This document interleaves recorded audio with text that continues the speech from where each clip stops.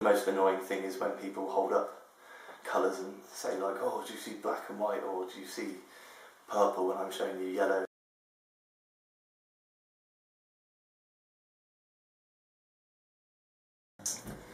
At the back of the eye there are cones, which are cells that are responsible for seeing colour. They see the three primary colours, red, blue and green. In a person who is colour deficient, one of those colours is either missing or reduced, and it means that the person confuses colours such as red and green or blue and yellow. Colour deficiency is more common in boys. About 8% of the male population is affected, compared to about 0.5% of the female population. Colour deficiency is most commonly congenital, so a patient is born with it, and it does travel through the family.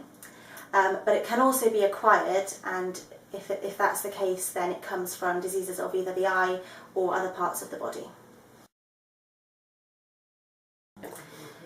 Optometrists cannot cure congenital colour deficiency, so the biggest thing that we do to help with that is to detect it as early as possible and to reassure the patient and give them help as much as we can into how that's going to affect them in their everyday life. If a colour deficiency is acquired and it's come on through either disease or drug use, then we can obviously help with the underlying condition, which may in turn help the colour deficiency. Colour deficiency definitely does impact on the career choices you can make. The big professions that are affected are the RAF, the Army and also the police force, although restrictions are getting looser with time and they're changing all the time as well. I was diagnosed when I was about 10, just through a series of regular tests that they do.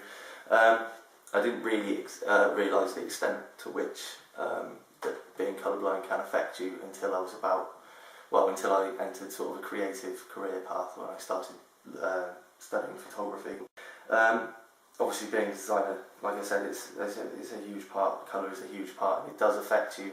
A lot of times you'll come up with a piece and people will you'll say, oh, I've chosen this colour blue, and then someone will stick their hand up and be like, that's purple. I don't think it limits me anymore. I think being colourblind only limits you to the extent that you let it.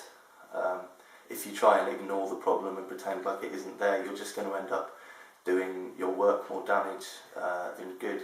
I think you should learn from it, you should accept it, you should be honest and open about it. You should ask people, how the colours in, I always ask people how the colours in my work sort of speak to them, and I think it's the biggest thing to get past is people's misunderstanding of what being colourblind is. But yeah, as far as limiting my career or anything, it's not something I'd open when pitching for a brief or a job. It's not something I'd open with. I wouldn't rush into a pitch in an office and shout, I'm colourblind, so make allowances for me.